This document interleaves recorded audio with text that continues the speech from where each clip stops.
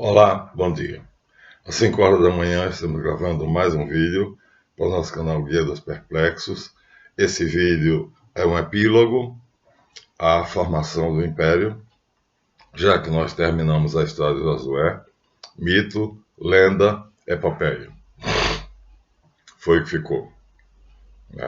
Permitido ao autor de um épico acrescentar coisas ao seu personagem que não seriam verdadeiras, sim, permitido. Portanto, quando eu, como crente, leio o livro de Josué, sei que essa permissão concede ao agiógrafo, que é o nome que se chama, do livro de Josué, fazer dele aquele herói fantástico, como também será feito com Davi.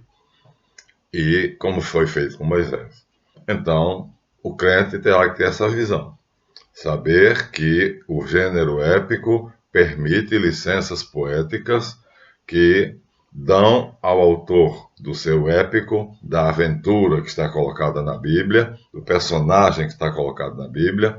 Então, o autor da sua história, ele tem o direito de acrescentar lendas, mitos e situações fictícias. Então, sem isso, parece que a Bíblia não presta. Meu querido irmão Marciano, então não pense que eu estou desconstruindo a Bíblia e jogando ela na lata do lixo. Estou apenas dizendo que entre esses mitos e essas epopeias, entre essas aventuras, nós temos que distinguir e discernir o que é histórico do que não é histórico. Apenas isso. Para que a Bíblia tenha exatamente o merecimento do respeito e possa continuar sendo o livro dos livros, o livro mais vendido do mundo. Bom, eu disse a vocês que ficava devendo uma coisa, e estava no meu nariz. Eu disse que o episódio dos Danitas, voltando ainda um pouquinho, né? Vamos dar essa colher de chá, isso aqui ainda é sobre Daniel. Os Danitas e o Levita da tribo de Judá eram uma incoerência, e tinha outra ainda, que era um neto de Moisés, que termina sendo sumo sacerdote de uma tribo efraimita. E eu procurei e não encontrei. Estava na minha cara. Aliás, olhando o vídeo anterior, eu já tinha passado e lido. Então, agora, com mais calma, vamos mostrar a vocês esse fato. Então, são 3 incoerências, mas de todas as 3, a terceira talvez seja menor. A primeira dela é os danitas que procuram um território. Já vimos, já lemos, nós vamos rever. Se os danitas procuravam território, danita quer dizer da tribo de Dan, e aqui diz, porque não tinham sido contemplados com nenhuma parte de Canaã, então o mapa que foi dado lá e a relação que foi feita aqui é mentirosa. Ou seja, é uma pura lenda, é uma criação. Depois nós temos o levita da tribo de Judá, o que é um absurdo, porque um levita é um levita, e um membro da tribo de Judá é da tribo de Judá, e um rubenita é rubenita, e cada um pertence à sua tribo. Portanto, dizer um levita da tribo de Judá é uma estupidez.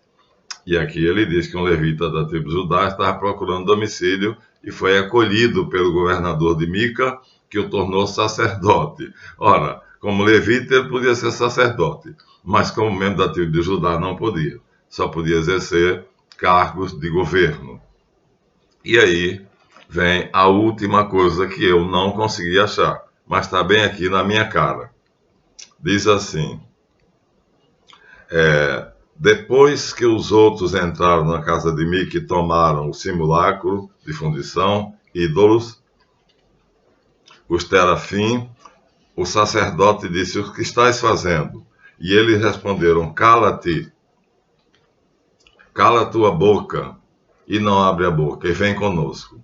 E já se tinham distanciado da casa de Mica, quando ele e os homens que habitavam as casas vizinhas de Mica pegaram armas, saíram em perseguição dos filhos de Dan. Aos seus gritos, danitas voltaram o rosto para trás e perguntaram a Mica: que tens que te puseste em armas? Eles responderam: tirasse-me os deuses que me tinha fabricado. E o sacerdote foi embora.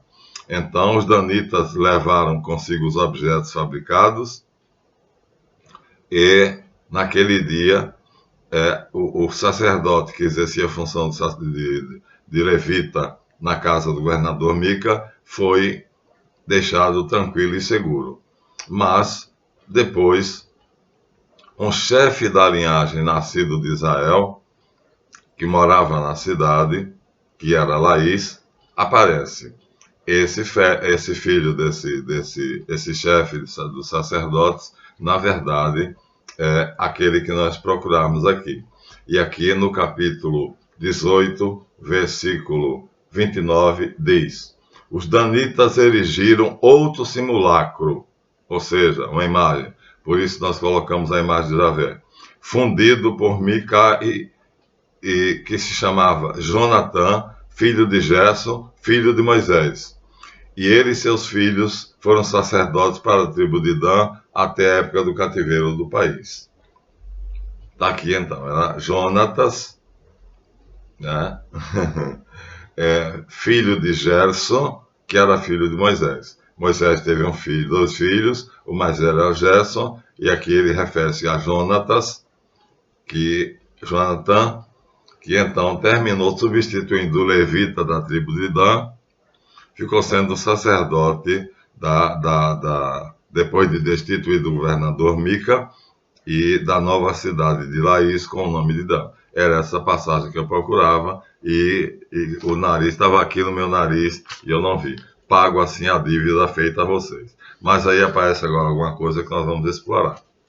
E vai ser o título desse capítulo: o estupro. E o estupro aqui tem um título: a guerra contra os benjaminitas. Ó, tá bem claro? A guerra contra os benjaminitas. Aqui é o título do nosso vídeo de hoje. Por quê? Porque vai falar de um estupro. Bem, vamos fazer o nosso agradecimento aos donativos. Vamos fazer o nosso agradecimento àqueles que se matricularam no Colégio dos Magos Caldeus, que aprofunda e explana melhor cada vídeo do Projeto Caribu, e aos nossos 8 grandes magos, que são os caribus que nos sustentam. E o canal está crescendo. Então tenho recebido essa força moral, né, por dizer a verdade, e hoje vou dizer uma verdade dura, muito dura, mas vou dizer. Como sempre, esse é o canal da verdade. Vai causar impacto, muito, mas eu vou dizer. Bem, a tribo de Benjamim era uma das 12 tribos de Israel.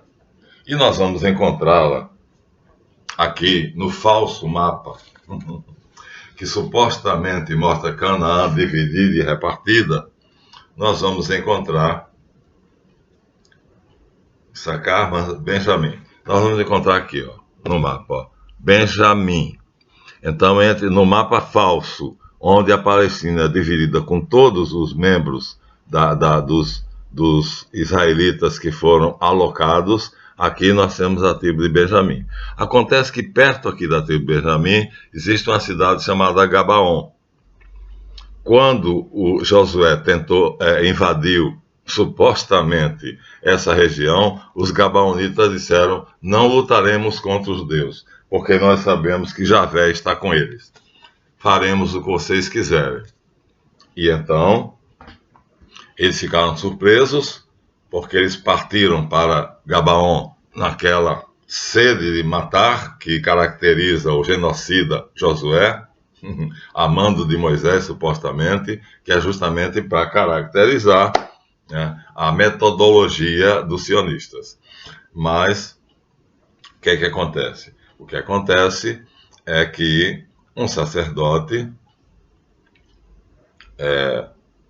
da tribo de Dan, naqueles dias, quando uma guerra em Israel, um levita que habitava, levita é quase sacerdote, já sabem, né?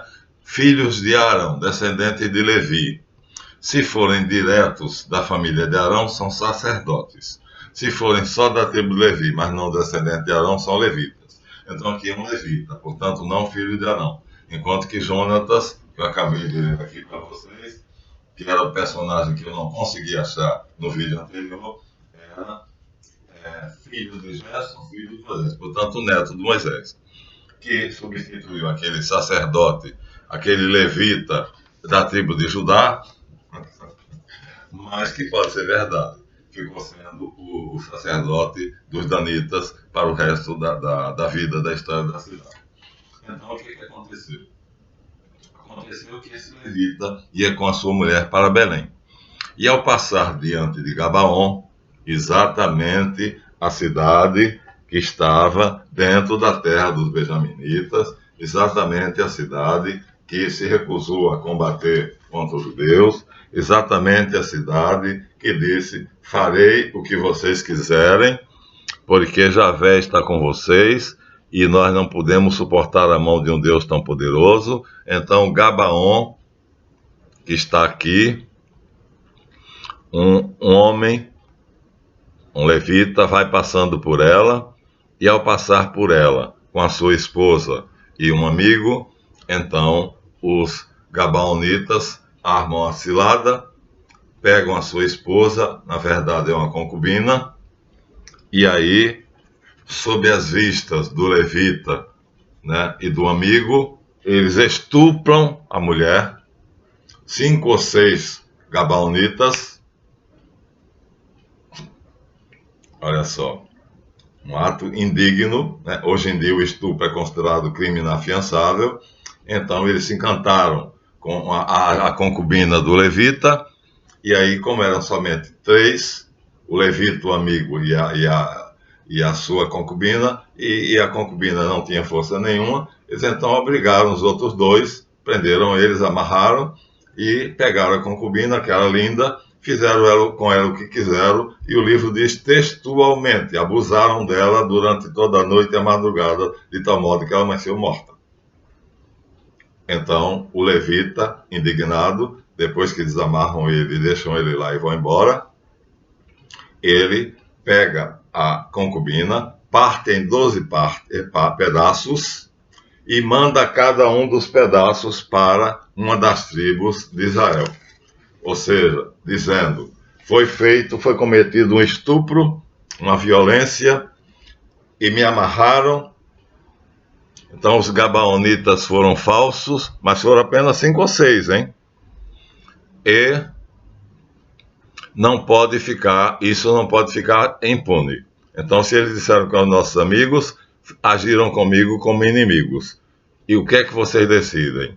Então as tribos de Israel se reuniram e decidiram que iriam vingar o levita pelo estupro e pelo assassinato, porque abusaram da mulher, 6 homens, durante toda a madrugada, e ela não resistiu e terminou morrendo. Eles se reúnem. Mas, vamos voltar um pouquinho ao passado, quando Josué vai invadir Gabaon, os gabaonitas dizem: não lutaremos, entregaram as espadas, faremos o que quiserem. E aí eles fazem um juramento, e esse juramento diz: todos os chefes das 12 tribos, jamais os gabaonitas lutarão contra Israel, e jamais Israel lutará contra os gabaonitas. Esse é o ponto. Então há um problema aí, né, que vai ser um problema sério. Há um juramento pelo qual todas as 12 tribos se comprometem a jamais atacarem Gabaon. E há um juramento da parte dos gabaonitas de jamais atacarem Israel. Então 6 canalhas aproveitam-se de um levita que está passando sozinho por ali, sozinho não, com um amigo e com a sua concubina, uma mulher linda, desperta neles a luxúria, e eles, canalhas, mas 6 homens no meio de uma cidade, vejam bem. E aí estupram ela e depois deixam ela morta, porque se saciaram à vontade a sua luxúria, a sua estupidez, né, o sexo animal, e quando terminaram que o levita foi desamarrado, ele viu que a mulher estava morta. Ele partiu ela em 12 pedaços, mandou cada pedaço para a tribo de Israel e disse: espero que vocês façam alguma coisa. Fizeram. As 12 tribos se reuniram e em conselho decidiram atacar Gabaon, que ficava dentro do território dos danitas. Não se esqueçam, dentro do território dos danitas. Aí entra um outro problema, o problema da hospitalidade. Veja, Benjamim, aliás, danitas não, Benjamim. Então nós temos aqui Benjamim e temos aqui Gabaon. Então aqui há dois problemas. Os benjaminitas têm dois problemas. Primeiro, o juramento feito, quando os gabaonitas disseram que não lutariam contra eles, e eles juraram, jamais Israel lutará contra Gabaon. E tinham outra coisa, foram apenas 6 homens. Então, quando os chefes das tribos decidem... E outra coisa, o asilo, quer dizer, a cidade de Gabaon estava dentro das terras dos benjaminitas. E existe uma coisa chamada direito de asilo. Então, as pessoas que fizeram isso foram muito más, mas elas deveriam ser presas, julgadas e, logicamente, condenadas. É isso que os benjaminitas pedem. Mas as 12 tribos não aceitam. E por não aceitarem, invadem a cidade de Gabaon. E aí os gabaonitas, que não tinham nada a ver com a história, estavam inocentes, né? Então, os benjaminitas estavam inocentes porque eles tinham jurado nunca lutar contra os gabaonitas, e eles estavam inocentes porque eles queriam que esses homens fossem julgados, e deu a eles direito de asilo, até que eles fossem levados às 12 tribos e recebessem um julgamento justo, que certamente os apedrejaria. Esse é o fato. Mas o que é que as 12 tribos fazem? As 12 tribos invadem Gabaon e os benjaminitas, usando da sua, primeiro, obediência ao juramento, a consciência de que fizeram o juramento de jamais atacar os gabaonitas, se juntam a eles para defender a cidade. E, invocando o direito de asilo, dizendo, esses homens só serão entregues se vocês pedirem-nos e se vocês aceitarem que eles terão que ser julgados para depois serem condenados. E então, o que é que acontece? O capítulo todo vai ser uma coisa estúpida.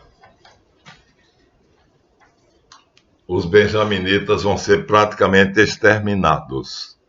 Ou seja, as 11 tribos unidas, na sua fúria contra os gabaonitas, que estavam errados, mas apenas 6 homens deles, e Benjamim resolve invocar o direito de asilo e respeitar o juramento de que jamais atacaria um gabaonita, e então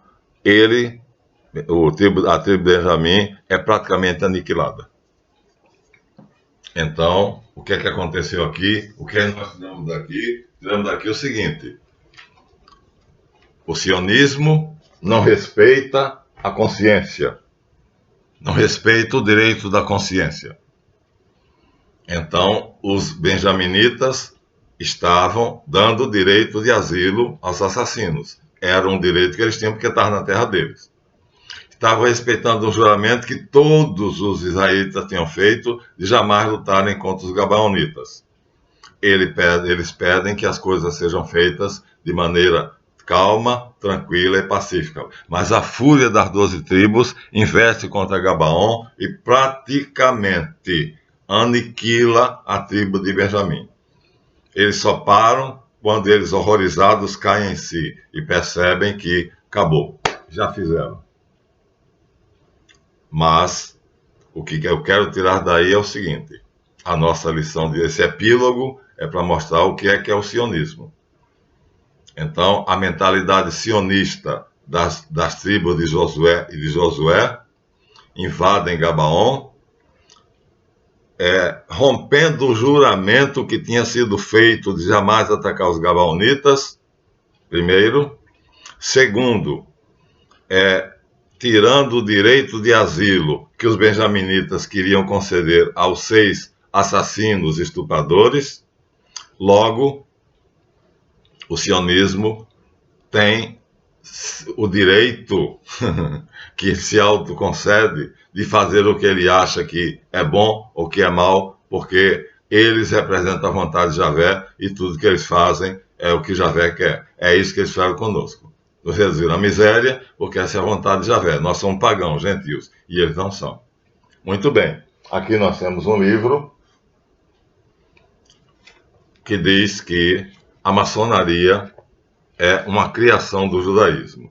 Então, o sionismo é espalhado pela maçonaria.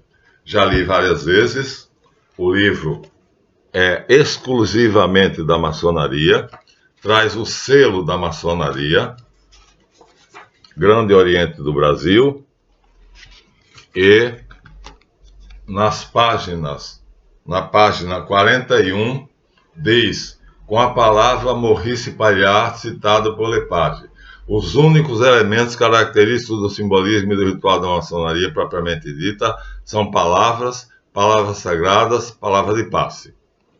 Nome das colunas, dos personagens representados pelos principais oficiais, e são todas palavras hebraicas. Isso é tanto verdade que a iniciação é apresentada aqui como tendo por finalidade encontrar a palavra perdida, a pronúncia de Yod He Vav He. E quem senta na cadeira que dirige os trabalhos se chama, diz que está no trono de Salomão. Logo, ele diz, ou a maçonaria é uma imaginação, uma invenção humana e uma fantasia, ou toda a sua origem, organização, transmissão espiritual é hebraica. Sobre esse assunto, Eliphas Levi concorda. Portanto, a maçonaria espalha o sionismo e foi através da maçonaria, aqui não sei o que digo, ó, o livro é maçom e tem o selo do Grande Oriente do Brasil. Tem o selo do Grande Oriente do Brasil. Portanto, o livro é indiscutivelmente autêntico. A maçonaria espalhou o sionismo, nos enganou, dizendo que era uma instituição filantrópica e filosófica, e abriu o caminho para o sionismo que tomou conta do mundo. O mundo se tornou essa desgraça porque a maçonaria nos enganou. Entretanto, se você pegar uma proposta maçônica, ó, aqui tem um selo, é uma proposta da Grande Loja do Rio de Janeiro, e tem o selo, eu não preenchi. O que significa esse selo, minha gente? Que é original, tá bom? É um selo. Essa proposta é original, eu não preenchi, porque eu descobri tudo isso. Aqui diz, compromisso, declaração de princípios, aqui diz,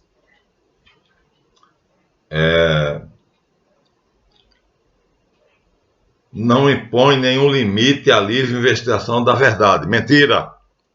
Lá você não pode abrir a boca para dizer a verdade. Se fizer isso, o venerável bate martelo e cala sua boca. E para garantir a todas as liberdades, exige a todos tolerância. Mentira! Não há tolerância. Nós temos um livro aqui onde 2 protestantes fizeram uma oração, pois eles eram diáconos, e ao fazer a oração invocaram o nome de Jesus e foram chamados à parte e repreendidos. Não se pode, em uma oração dentro de loja maçônica, mencionar o nome de Jesus. Está aqui, engano fatal, de 2 autores, Jim Shaw e Thomas Kenny. Isso é tolerância? Não, não é tolerância. E tem mais. Garantimos a liberdade de consciência. Então, vamos ver, mas eu quero ler. Garantir a todos essa liberdade, que é nenhum limite à livre investigação, mas eu quero. E acessível aos homens de todas as classes, todas as crenças religiosas, né? Tolera todas as classes, não há discriminação, não há discriminação quanto a classe nem crença, nem políticas, e o que ela reprime é aqueles que privam o homem da liberdade de consciência. Está aqui, ó, declaração de princípio.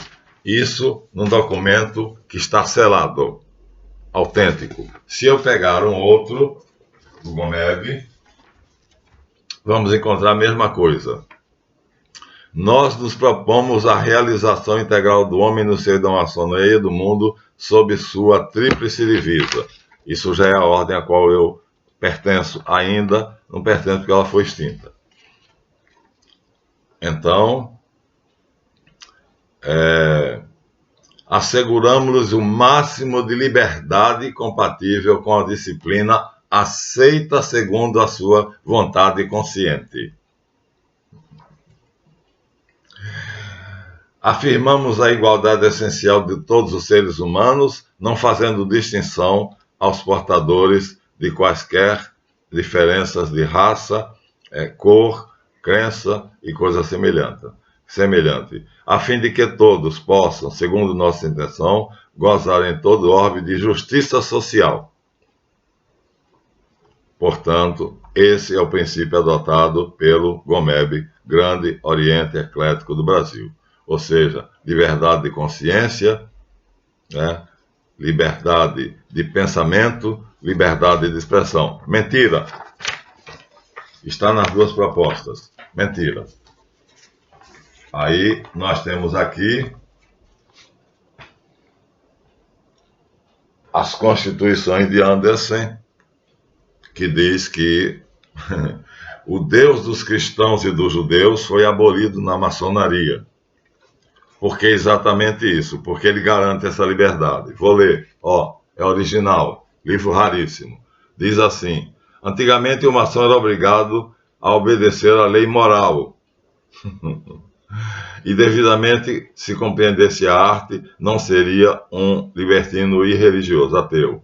Mas, embora nos tempos antigos estivessem obrigados a pertencer à religião dominante em seu país, o cristianismo, o islamismo ou o judaísmo,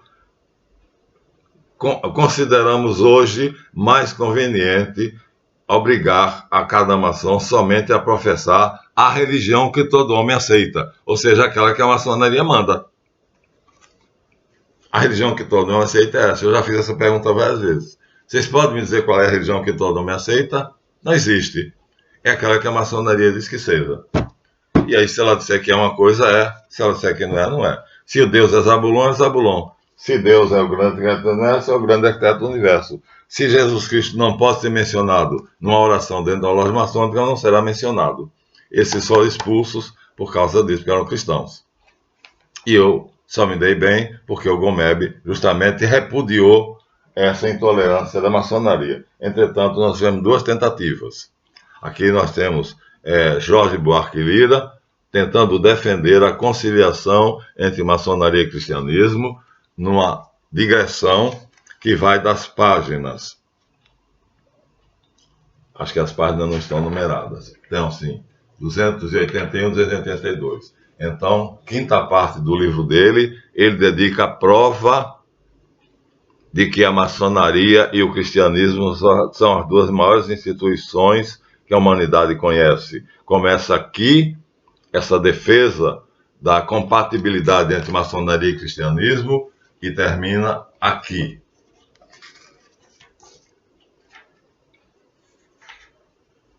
Com os ritos da maçonaria universal. Portanto, terminando com a descrição do grau 33, que eu tenho. E passando por todos os graus. A intenção dele é provar que não há nada na maçonaria que contrarie a liberdade de crença, mas aí nós já temos um grande problema. Por quê? Porque esses homens foram expulsos da maçonaria porque, quando faziam oração, eles eram evangélicos, pronunciavam em nome de Jesus Cristo, nosso Senhor. E aí foram repreendidos, depois foram expulsos. Isso é, portanto, o sionismo. A religião que todo homem aceita é a religião que a maçonaria diz que é. O que é bom, ela diz que é bom. O que é mal, ela diz que é mal. E se vocês forem ler o Talmud, vão encontrar o princípio básico que a maçonaria aceitou, que é: se o teu rabino disser que tua mão direita é a esquerda e a esquerda é a direita, tu terás de crer. Essa é a religião que todo homem aceita, segundo a maçonaria e o judaísmo talmúdico. Então, não adiantou o esforço do Jorge Buarque Lira. Esse livro é uma raridade.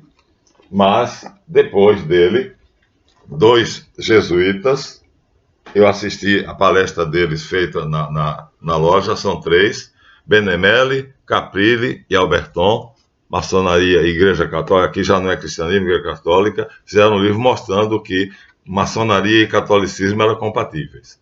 Ora, como pode ser compatível se eu não posso falar em Jesus Cristo dentro da maçonaria? Por que São João Batista, que é o patrono da maçonaria e não Jesus Cristo, se Jesus foi claramente dito por João Batista que era maior do que ele? Por que não se festeja o Natal na maçonaria e sim o dia 24 de junho, que é o dia de São João Batista? Porque Jesus é combatido. Por que eu não aceitei entrar para os templários que o Dr. Alfredo me chamou? Porque a missão, confessa, dos templários é vingar Jacques de Molay, destruindo as instituições cristãs e denegrindo o nome de Jesus. Então, incompatíveis, tanto com o cristianismo, incompatíveis com a Igreja Católica. Aí vocês vão dizer, mas professor Marlanf, eu já ouvi dizer o seguinte, que só quem pode falar de maçonaria é o maçom. Pois bem, eu vou dizer a vocês agora então, vou mostrar a vocês, não vou só dizer, aqui está a minha carta de grau 33 da maçonaria. Aqui está. Então estou dizendo o que vivi, o que vi, mas o Gomeb nos dava o direito de pular por cima da iniciação que nós achávamos imoral. E dizer que Jesus Cristo não ressuscitou, no grau 18, e dizer no grau 15 que Jesus Cristo é igual a Zoroastro, Forri, Lao Tse e todos os outros líderes religiosos, para nós cristãos é uma injúria. Então cheguei ao grau 33, ó. Essa é a águia bicéfala. Só existem os altos graus. Então eu sou o grau 33, está aqui meu diploma. E o que é que acontece? Aqui está também com a águia bicéfala, não vou ler, mas aqui está o discurso do grau 33, que diz claramente que Jesus não ressuscitou. E aqueles que dizem que o túmulo aberto com o lençol em branco e que o sacerdote diz não creia nisso, não creia naquilo, é um estupro à consciência do homem, porque o homem deve crer no que a maçonaria mandar. Portanto, o túmulo aberto que vedes, mostra o túmulo, não é a interpretação sacerdotal da ressurreição do corpo de Jesus. É o símbolo da ressurreição do pensamento e do espírito. Assim, a vida renasce incessantemente. Portanto, todo maçom Rosa Cruz é Jesus Cristo ressuscitado. Isso está aqui, no texto. Ó, é original. É original. Querem que eu prove que é original? Assinatura e selo do Venerável Mestre. Está aqui, ó. Tudo original. O diploma de grau 33, o livro do grau 18 e ali dizendo que Jesus não ressuscitou. O túmulo aberto é um símbolo de que não se pode matar uma ideia. Isso é liberdade, isso é estupro. Aí a pergunta que eu vou fazer nesse capítulo é: o que foi pior? O estupro físico feito àquela mulher lá pelos gabaonitas, ou o estupro moral, psicológico, feito a cada maçom cristão ou de qualquer religião que não concorde com o Deus que a maçonaria impõe? São 2 tipos de estupro diferentes. Um é físico, um é psicológico, moral. Eu acho que são iguais. Então, a maçonaria não é tolerante, a maçonaria não acolhe todas as religiões. A maçonaria proclamou São João Batista como sendo o seu patrono universal, porque odeia Jesus. Portanto, é incompatível, está dito aqui. É incompatível tanto com o catolicismo quanto com o cristianismo. Na maçonaria, Jesus não tem vez. Pelo contrário, se eu me tornasse como Paulo Coelho, a fama que ele tem de mago é porque ele aceitou isso.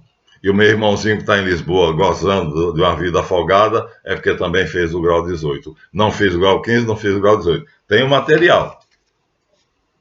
o Henrique Jorge, o Corea Aníbal e o nosso querido, o maior de todos os três,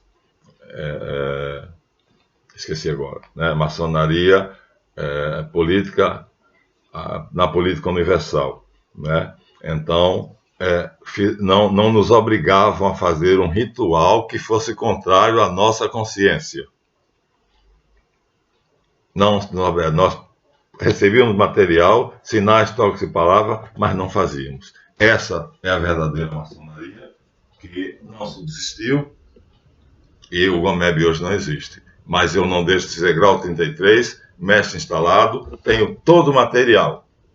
Todo. Portanto, o que estou dizendo aqui são estupradores da consciência e da moral do ser humano, porque não pregam a tolerância, mas não cumprem. E deixo aqui agora a pergunta nesse epílogo, que o Josué, com os amigos dele, invadiram Laís, assim, anulando o direito de domicílio dos benjaminitas, porque, como mostrei para vocês, né, Gabaon estava dentro do território de Benjamim, eles tinham direito de conceder asilo, é um direito que todos os povos, se eu quiser acolher um criminoso na minha casa, porque eu acho que ele é inocente, eu farei isso, embora depois eu tenha que responder processo. E o que é que acontece? Está vendo, ó? Gabaon está dentro do território de Benjamim. E os benjaminitas decidiram conceder asilo a eles, até eles serem julgados. E Josué não respeitou.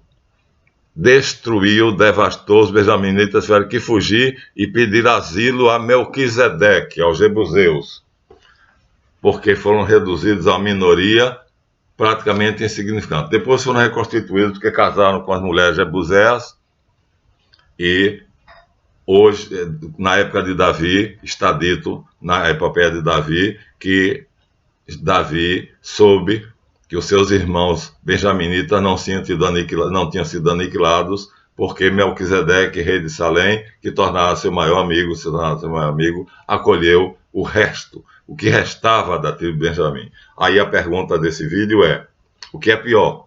O estupro físico sofrido pela esposa daquele levita, que 6 gabaonitas, né, abusaram dela até matá-la, ou o estupro moral, psicológico, feito pela maçonaria e pelo judaísmo e pelo sionismo, porque a maçonaria e o judaísmo, não todos. Estou falando daqueles que são conscientes, do círculo do meio. Estupro moral ou físico? Qual é o pior? Não deixa de ser estupro. Então, falo do que entendo, falo do que vivi, falo do que tenho aqui, uma carta constitutiva, que me diz que eu sou grau 33.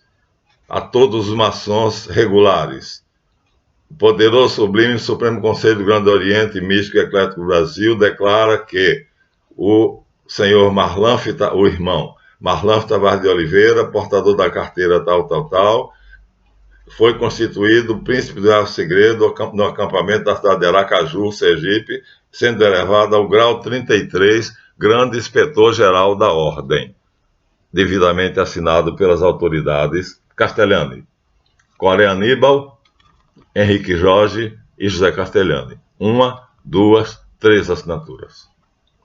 Falo do que entendo, falo do que sou. Agora fiquem vocês agora com o problema para resolverem.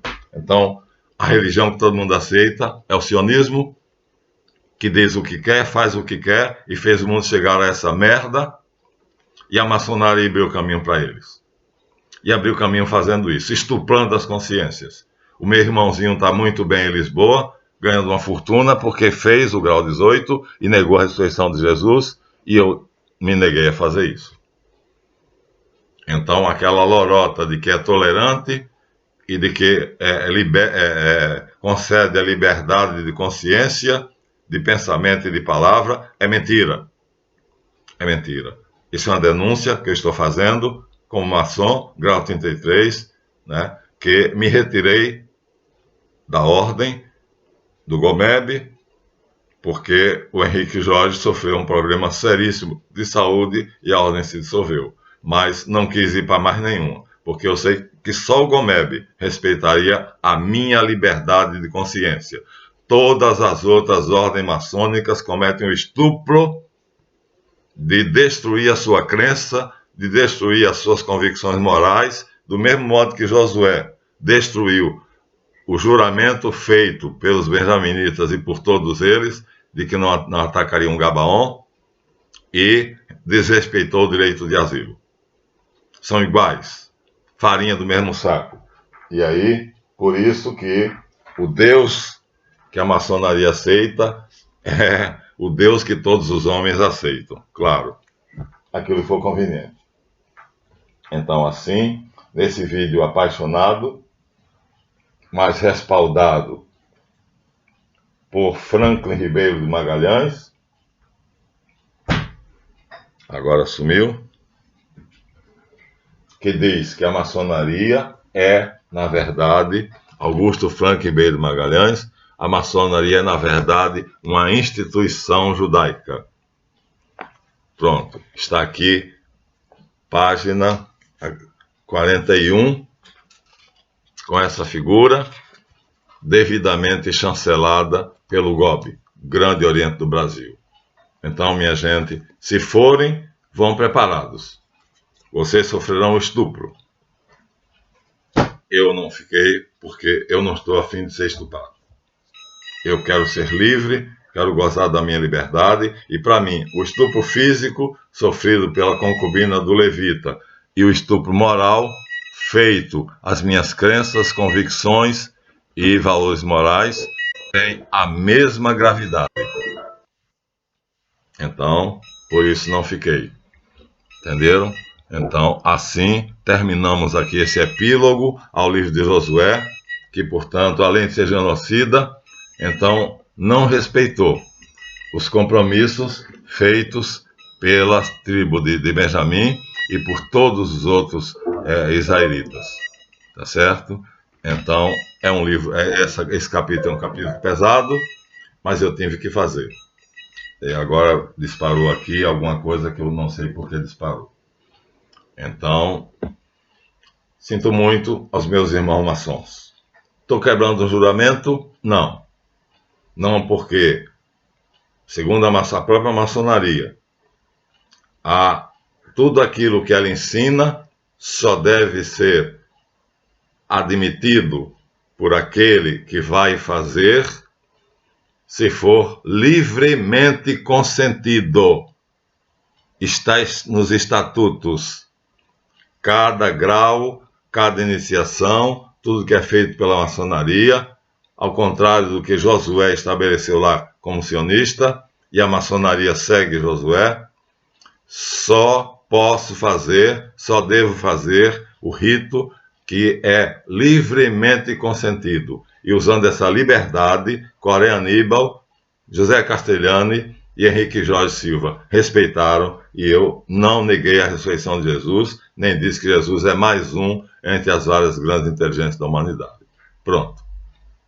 Por isso, não sou famoso, não recebi as benesses da maçonaria, não me tornei cônsul do Brasil no estrangeiro, não me tornei bispo em um salão na Penha de Adelson, e não fui supervisor da Ordem do Templo do Orientes, Ordo Templi Orientis, de Aleister Crowley, porque não vendo minha alma ao diabo.